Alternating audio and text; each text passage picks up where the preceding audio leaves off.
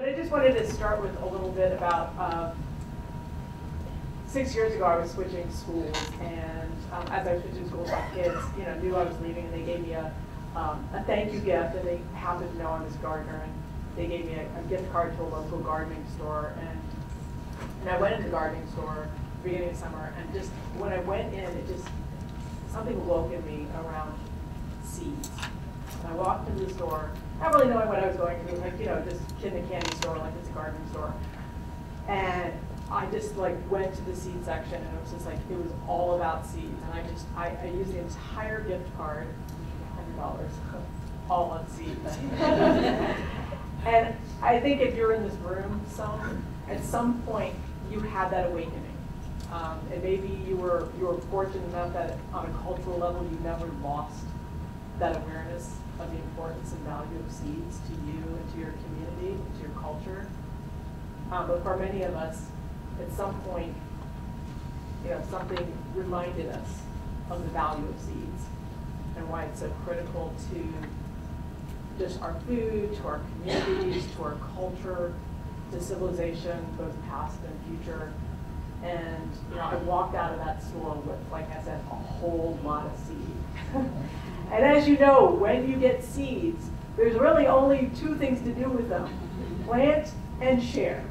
And then obviously comes the saving of seed. And so that summer was a lot of just that initial hey friends, come on over, I got lots of seeds, and so kind of starting with a very informal, just getting my friends together and having them look through the collection and bring stuff over and sharing it.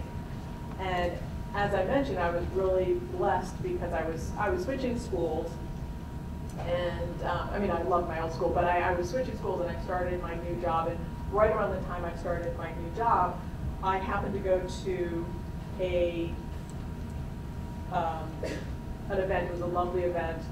It was honoring a man who I'd been in part of his community pardon, Carl Lynn, who was a community activist around the Commons. And there was a book about the Commons that was printed posthumously, and I went because just honoring the work that he had done and being part of his community garden, one of the people. But afterwards, there was an opportunity for people from the community to stand up and speak. And I'm not sure how this thing works. No. Nothing. No. Right, left, up, down. I figured you what? Give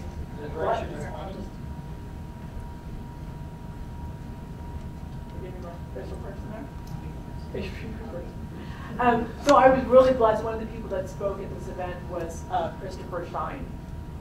And Christopher Shine was, you can click the next little thing there, he was the person that started the first seed library. And this event actually was held in the Berkeley Ecology Center, which is where Basil, the Bay Area Seed Interchange Library, is housed. And Christopher Shine was speaking. And I had gone to the Ecology Center in Berkeley and used the Bay Area Seed Interchange Library. But it was really nice, kind of like Christopher was there, and he was talking about, he was offering a permaculture design. He was actually offering a class, just a little kind of walk through his garden that next week, and I decided to go and kind of get more of a feel of permaculture. How many people are from the permaculture PDC, kind of gone through that vein? So it's kind of an ecological design process. And so next to the Carl Lynn Garden, there was a permaculture design kind of place. And so I had heard about it, but I hadn't really gotten involved in it because it wasn't that pretty, and I really like pretty in my garden. And but Christopher, inspired me to go to his garden, and I went to his garden that following weekend, and I was just like, wow, this is really amazing. And he was offering a class starting the next week, which happened to be the beginning of my school year. But I was like, that's it, I'm starting a new job, and I'm going to take this permaculture design course. And so I went, and you kind of look to the next page. And so I started taking this course from Christopher Shine. And if you've ever taken a permaculture design course, it is one of those pieces which will just awaken something deep within you. Like, wow, there's so many amazing things. I mean, we all know, as Carrie mentioned, that there are things that need to happen in the world. I think we all get that on a deep gut level. We haven't gotten it up to our brain about there is some serious work to be done in the world. And just sitting in that course, I was just being so amazingly inspired by these beautiful people doing incredible work in the communities and being like, what's mine to do? Like, it's like one thing to do it and go from that frantic place of like, there's so much work to do and spin yourself out of control and not be sustainable or actually really coming from the most loving, beautiful, powerful place. But I got from the work that he was doing, it's like, I need to find the part that's mine to do. And I was like seeds. And so from going from this collection of like giving away seeds, being like, hey, maybe I can actually, you know, come up with a seed library in my own community, and really kind of inspired to do it from a place like, how do I create it as a replicable model to support other communities doing that?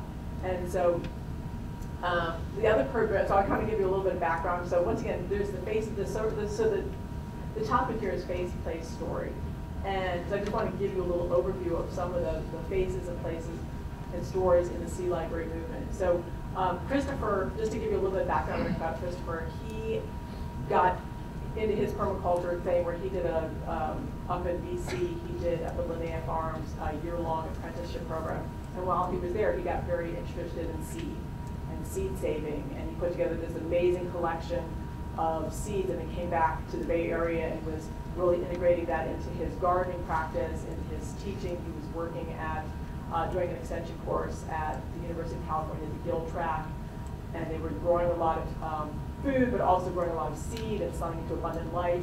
It happened to be about a couple years after Christopher had done his permaculture design internship at Linnea Farms in British Columbia. This man named Sasha DeBoule, the next piece. He also goes by Sasha Scadovitz, his punk name. He was a social activist and anarchist, and he was up at Linnea Farms and came across this amazing collection of books. It was right at the time of the World Trade Organization and that activism and awareness about the impacts of globalization and the importance of localization. And one of the books that really, so as I mentioned, we all come to that place, or if you're in this room, it's happened to, about the awakening of seeds. And for him, the book that really awakened in him was by Carrie Fowler, Shattering. So he got that piece and he read that book and was just like, seeds. I'm going to come back to Berkeley and I'm going to do some work. And so he started writing to Christopher, saying like, when I get back to Berkeley, so there's exchanging seed stories, and when he came back to Berkeley, he started helping at Gill Track. And then you can click on the next piece. And so this is the other main person that started the Basil Seed Library. Terry Compost. I do not believe that is a birth name. Also a big social activist. And it was kind of amazing because basically they were working at the Gill Track, and then Novartis decided that they wanted to kind of move in and use that community space to do some trialing of some new kind of plant breeding or plant, I don't know what we call it there. But so they basically got kicked out of this community space. And Sasha was like, who's this mad genius, literally, and came up with the concept of like, hey, why don't we do, because they had been actually sharing the seeds with the grad students at that point, so people could kind of borrow and exchange seeds. I mean, they couldn't necessarily sell that to Abundant Life, but they were kind of exchanging within that. But they had all this extra seed, and they're being kicked out. They're like, what do we do with all this seed? And someone came up with the idea, and Sasha came up with the idea, like, let's move into the Ecology Center, or let's create a seed library. And they had a connection with the Ecology Center. And if you don't know about the Berkeley Ecology Center, they are the people that brought you curbside recycling. So if you have curbside recycling in the community, like Berkeley is one of those things that's like stuff starts in Berkeley and like moves out from there.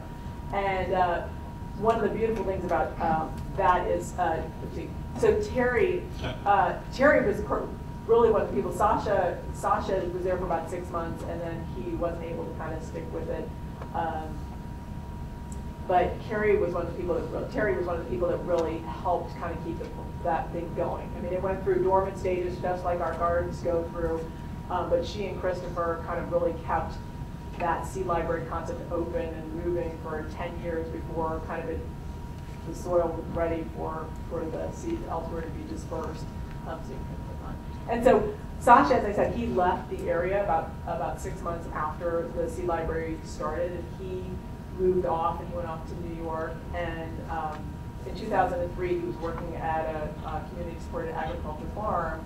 And during one of his lunch breaks, he decided, I was just talking with him like a week ago, he's up in New York right now doing his master's in social work, and he was like, yeah, I was actually working on the CSA farm and just trying to find my groove and get into like the land. And on my lunch break, I stopped into this little public library in Gardner, New York, and came across this cute little librarian named Ken Green. And I was like, wherever I go, I talk about the seed library and seed libraries. And he was telling this man, Ken Green, about the seed libraries, and Ken's like, wow, that sounds kind of neat. So he's a young librarian, just started there, and was very interested in it. And Sasha gave him the whole folder of 30 pages of this is what we did at Berkeley. And 6 months later, Ken opened the Hudson Valley Seed Library, and so they were the first public library that had a seed library. We were completely unaware of them when we started Richmond Grove, so some of the initial press said we were the first ones, but then we since corrected that. So that was the Gardner Public Library, and then a couple years later, he and his partner, Doug Mueller, decided to kind of move that into more of a seed company, and so they have one more time. They have these beautiful art packets, and I think talking about like how do we as a community kind of embrace the stories, but also kind of like for them they've really connected with bringing in artists, local artists, and commissioning them to do these beautiful artworks around the packet. So when people get the packet, it's not just seeds, but you start to get the story of the seeds and about the artist and the beauty of it. And so I think really kind of how do we connect our culture back to our seeds is really an important piece, and Ken has really led that in a beautiful way. So I just want to kind of recap the first time. And before I forget, I know like you guys all have your little name tags here, and once again, this is about face, place, story. And sometimes, if not even right this moment, like taking your name tag out and writing down where are you from. So maybe do that right now, like take your name out, I'm going to this, like where are you from? Like what's your, we got your face here, but your place and your story, like what is your organization that you're from, or what may be kind of your interest? Are you in the food pantry? If you're maybe here with the food pantry, or if you're from a nonprofit. But for us to kind of be able to connect, because this is just like the beginning of a movement, and it's kind of gone pretty quickly. So I'm going to kind of take you through the first 15 years. So 2000 is when the Bay Area Seed Library, Interchange Library started, and then we're going to kind of go through the first 15 years. So Basil started in 2000. 2004, as I mentioned, Ken started the Hudson Valley Seed Library. 2007, the Olympia Seed Exchange started. They had a website, and then they kind of finally got a space in 2009, and they were in a kind of a guest house of some sort. And you can see the Olympia Seed Exchange is down at the bottom. So it's all locally grown seeds. So they were growing out a lot of their own seed there, but it's a local collection. 2008, Sprout, which is in Salinas, that's in western Marin in kind of San Francisco Bay Area. And once again, so a lot of these are kind of linking back to Basil. So like Sprout came out of Basil. Portland Seed Library, that was in a church, and they also knew about Basil. Pocket Seed Library, loved it. These two women. I met the first time I met Zoe, who's one of the seed librarians for the Pocket Seed Library, which is, oh sorry, I said it's, yes, in San Francisco. I met Zoe, she's redheaded and she's wearing a green cape. Kind of a memorable person. I'm like, ah, you are tribe, I see you. I met her at the California Rare Fruit Growers Exchange, and she was jumping off the stage with her cape. It's quite spectacular. So the Pocket Seed Library, they used to do this more of a portable seed library, and they had these beautiful little seed packets. That's just the inside of a packet that they had. And then Hudson Valley also switched from being a seed library and a public library to more of a seed company with membership in 2008. And the West County Community Seed Bank, and I love, they're in Sebastopol, which is also close to the Bay Area. So West County Community Seed Exchange. They actually first started off as a bank. And then, if you guys know about Baker Creek, anyone know Baker Creek? So Baker Creek, they realized most of their sales were going to one part of the country, and so they actually opened a seed, like a sales place, and they put it in a bank. So they were called the Petaluma Seed Bank, and so they kept getting so many phone calls, so they ended up changing their name to Seed Exchange to distinguish themselves. And I love their stuff. They are 100% local seed. They have a seed garden attached to their bank, which is now an exchange. And they grew out of the transition movement. And so this is Sarah McCammon, who I absolutely have so much respect for. I wanted to read a little quote from Sarah. There are a few of us who were original seed libraries and banks, and many of the models have been based on the work that has been done by the original groups. The West County Seed Exchange is unique in that we only offer locally grown seed. Our commitment is to local seed, while others, such as Richmond Grows, is also focused on seed access to promote people just being able to grow food. So they offer local seed and donated seed from seed companies. We are unique in that we are not publicly accessible. We're not in a publicly accessible location like a library. We want to talk to the people who come, show information, and hope that they will sit in on a class. So we're open once a month at a local church for people to check out the seed and we also offer classes. The seed garden is at the church. So they're really amazing in terms of their commitment to local seed. And just, I mean, like I said, they have 200 varieties of these plants. It's really incredible. And I just met with her last week, and so later on this afternoon, the people that are doing the protocol piece, we worked on kind of readdressing that and looking at, so that'll be kind of a starting point for that conversation. And just last week, when we clicked it, they ended up changing their name again. So now, as of last Saturday, they're now the Community Seed Exchange. So I wanted to talk a little bit about the process. So as I said, I was sitting in that permaculture design course being like, wow, what's mine to do? And I was just like, seed. And I was just like, how do I go about this? Because I really don't know that much about seed. So everyone can go to the next thing there. Oops, my slides here. Oops. That looks like one of the pictures got zipped out. So basically, I talked with Christopher Shine and said, I love the work you're doing. I love Basil. It's in the Ecology Center. I was like, I don't know how many people see that because it's kind of the left of the left, and which there are a lot of leftists, but not everyone goes to the Berkeley Ecology Center and says, I really want to take that idea and put it into a public space so that it really has that full range of everyone in the community has access to it. I said, but I want to kind of work with you guys who are amazing seed savers to figure out how do we organize this in a way so that when someone comes into a library, they can see the structure of seed saving, so there's education embedded in the design of the thing, because we don't know about seed saving anymore, so how do we create it in a way so that people can easily come, see how to start saving seeds, and then also know that that's a hope, that you're not just taking, that you're actually hopefully returning some seeds into the community.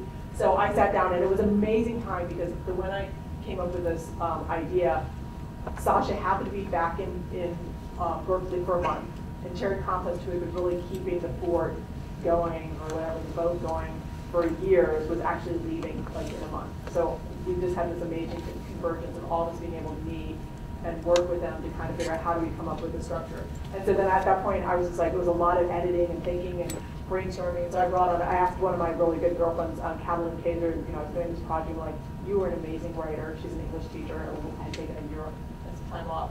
And I was like, will you help out with this project? She's like, yeah, I'll help you for a couple months, then I got to do back my own thing. So she really came in and just really helped launch this. So just huge gratitude to her, amazing editing and brilliance. So, yeah, you click on it. Oh, the pictures are disappeared. I don't know what happened. So basically what happened was we opened in May 1st, 2010. So it's kind of amazing that like our 5th year anniversary was on Friday. But to see this happen, it's just like, woo! And it was an amazing story in the fact that we launched in May 1st, and then in June, the East Bay Express, like a local paper, they have this, best of, and we won Best Seed Library of the East Bay. I mean, there was not an award, but someone had written it in, and the editors thought it was a good enough idea. And as a result, the head librarian decided to write a press release, and it just got picked up. And so it got picked up by the San Francisco Chronicle, and then you just kind of click for a couple of times. So basically, 300 read an article, and then American Seed Libraries came out, and then it was like New York Times contacted us while we were in seed school, and then I'm a reader, and then just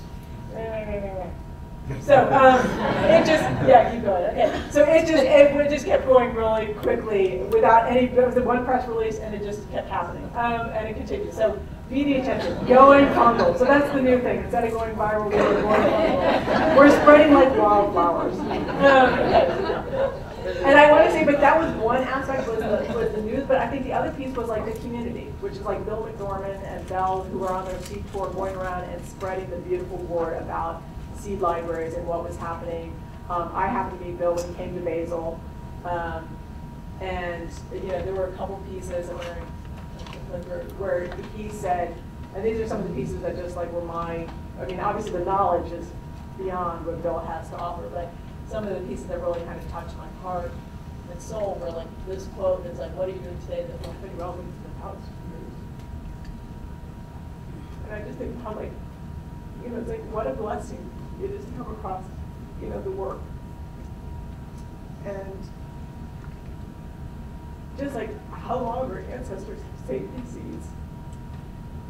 And just like what a gift we can do to our children in the future if we take this information and take these seeds and move forward and share them. So I use this as kind of a guiding principle every day. I mean, people ask me how can I get so much done? Like I use this as my guiding principle. Like, does this have any relevance to 2000? Like, yes, okay, let's do it. So I just kind of like gut these.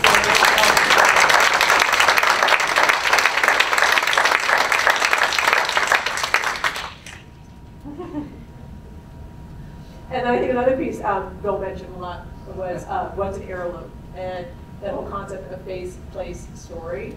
It's not just we can go buy heirlooms, but if it's like I love Sheboygan, Wisconsin, like tomatoes, but like I'm not from Sheboygan, Wisconsin. Thank you for the Wisconsin people coming out. Woo!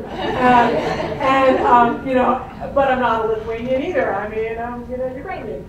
And so, but like what is heirloom? It's a face, a place, and a story. And I mean, I think it's really beautiful to see all the faces and getting to hear where you're from and hearing your stories while we're here.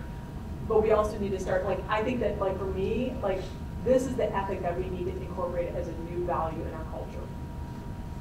And this is not just around seeds. I mean, I think the seed library piece is an important aspect of it, but I think it's one of many, which is if I go, so for example, this sweater, like this sweater was knit by my mom. And she knit one for herself. She knit one for my sister. She knit one for her sister. And then I'm like, oh, great, my turn. And she's like, here's the pattern. You're the only one likely to actually learn how to knit. And, which is true. I was the only one who didn't know learn how to knit. But basically, when my aunt, when I was home a couple years ago, I was going through it. She's like, is there anything from your closet that you need? And I came across a sweater, and it is the one that was given to my aunt, and she had passed away recently. And so then I got it. And so it's like one of those things that's like, when we get things in our lives, if we have those faces and places and stories, it's not just a seed. It's not just Altai, and there's that whole connection with Bill going to, Siberia. It's like, this is the sweater that my mom knit. And like, if I were to ever give it away, it would not just be like, I'm giving you a sweater. It would be like, this is the sweater that was knit by my mom, that was passed to my aunt, that I got. And I think that if we do that when we go to the store and we start asking, like, who grew this? And I think if we did that with everything in our lives, that would shift culture. When we've got the pieces, know your farmer, but if we connect that as a value and an ethic, like that is a piece that I think can really shift culture. So I want to just hold that as a blessing. That's where words from my fabulous seed teacher, Bill McClellan. And I think also to comment to what Carrie was saying about seed libraries, we're saving heirlooms from the past, and we're also creating the heirlooms of the future. And I think that we really need to look at that these are living, breathing repositories of the past, but we also like how the way to honor our ancestors is to value the work that they've done and also to improve upon it and to give something to the future, just like they have given to us. And I think that that's a piece that we want to kind of instill. And as a teacher, and if, how many people are here teachers? Any other teachers? Ooh, okay, awesome. And also, like, one of the things is like, can we take that and really like instill that in our schools, where kids in our school gardens or community gardens, shepherd particular varieties and pass those down. But as they're going through it, maybe do some breeding. Like my kids are doing one on a cool calendula that's got like I don't know if anyone's ever seen this. If you have, let me know. But it's like a calendula, and then out of the center are other blooms coming out of the center of the calendula. Anyone seen that? Yeah. Okay. So it's like really wild. Like, whoa! So we're breeding this shooting star calendula. So 2010, that's when we started. San Francisco Seed Library opened, Alameda, Green Minds, Green Thumbs, Slola from Los Angeles, Rutland, and I think maybe Seed Folks Seed Library also started there. And we also planned our first Seed Summit in 2010, and we met in January 2011. There were 6 seed libraries at that point, and we decided to meet again. And it made sense because we're all going to Heirloom Expo to meet in 2011 at the Heirloom Expo. So we had our first seed library meeting at the seed, and then about 30 to 40 seed libraries open at that point. And I think and then it just kind of, I think what you'll notice is some of the weird stuff going on there. But basically it was this, like, how do you hit a tipping point? Like, how do you create a movement that has a tipping point? That there was a certain point, there was so much momentum, and a lot of it had to do with people like, Justine, who you'll hear from next, which is like, people became little pockets of awareness, where it's like all of a sudden, Grimsby Groves in Ontario popped up, and then you've got, Toronto, and Toronto's there now with 18 seed libraries, and now they're supporting all this whole network of people, and you've got Wisconsin with this whole little network, and you've got these little seed savers alliances popping up, and I think that it's that idea of like, how do we start to support ourselves, especially in a time when we have lost this traditional wisdom, and it's a matter of these amazing little pollination things, inspiring neighbors and inspiring ideas. And the formation they're as unique as the communities we come from. You can see up in the top, Santa Cruz Groves, which is in a museum. And then you got Fairfield Woods, who's got a whole kid garden right next to their public library. And so they've got this little square foot gardening, and kids can play little tomatoes and all the square foot things, little fake ones, and just learn how to garden just in a little box in their playroom in the children's library. So it's just really like, and other librarians get to see that as inspiration as well. And then I love this piece. We've perhaps all heard the quote of, if you have a garden in a library and some garden tools, you have everything you need. And so this is from the Alameda, California Library. CA, California. CA has two different abbreviations there. He wanted to get a grant, and he said, well, you guys already have a seed library, so I'm going to add tools to get the grant. So you can check out tools, gardening tools from their public library. And then in the 12th year, that's when we did the Native Seed Search Seed Library School. And I was trying to get the domain name for seed libraries, and I was like, I couldn't get it, someone bought it, and this woman in the back, Devin Grissom, was like, oh, I bought the domain name. So she was a public library. She was doing library services as a master's degree at the University of Santa Cruz, and was really into social media. So if anyone really is interested in social media, like, let me know, because I am not really a social media person. So I'm happy if someone wants to really support the social media network. But we got to meet Justine at that point, and we had over 100 seed libraries open at that point. I mean, it's just like boom, it started to go, and then 2013, it was kind of amazing. It just continued to grow. That all of a sudden, like I had a little Google alert on seed libraries, and I see seed libraries webinar, and I'm like, awesome! And I'm not even doing it. It's amazing. All these people are just popping up, and Justine was doing it. Kelly from La Crosse, Wisconsin, and Basalt, Stephanie from Basalt, Colorado. Yeah. And then in 2014, some of you know about what happened in 2014. So we actually had over 400 seed libraries open by 2014. And then in June, we got one of the libraries got an interesting letter from a Department of Agriculture saying that they were out of compliance with seed law.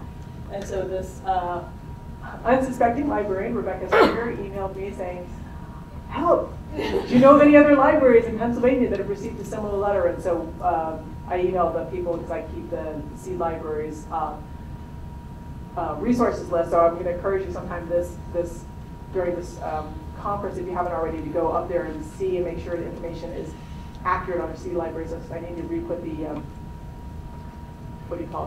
survey up there, so you can kind of fill in the survey if it's inaccurate. But basically, so we're going to be talking, and so it was an amazing, interesting, like crazy making. But fortunately, Neil Thapler, who's in the back, and Janelle Orsi, and some people from the Shareable Economy wrote an article in response to this. And I reached out to Neil and saying, like, help, we love your vision about getting books on, laws on the books about seed libraries. And so they'll be talking more about the legal aspects. But how do we use these opportunities, these challenges as what seem like challenges as opportunities to continue to grow awareness and to continue to improve the quality of seed that we have in our library. I mean, I like Bill's idea of like when we make mistakes, like eat our mistakes. But in the meantime, we do want to improve upon what we're doing as well. So, and I think we want to look at, like, here we are, 2015. We had Cindy Connor's book coming up. Obviously, we are here, many faces and places and stories to hear from. New seed laws are being proposed, and we'll hear about those in the upcoming sessions. And then how do we continue to increase access to seed? I'm also really excited about some of the fiber project stuff. Anybody here fiber artists? So there are some, on the seedlibraries.net site, we do have a list about permaculture work with us a little while ago about doing a fiber project in your seed library, so really inspiring you to look at that as a possible piece. School garden stewarding varieties. There's a Herbalist Without Borders is putting together a seed library, and then some other people are interested in doing similar things and trying to, how do we take this into the future? What are some of the things, and hopefully during this conference we'll have an opportunity to have those conversations and kind of move to the next level. And so really just, but thinking about from the place of not the panic button, but from what inspires you, and really like how do you rejoin the ritual and connect with what's important to you into the future. So blessings and thank you so much.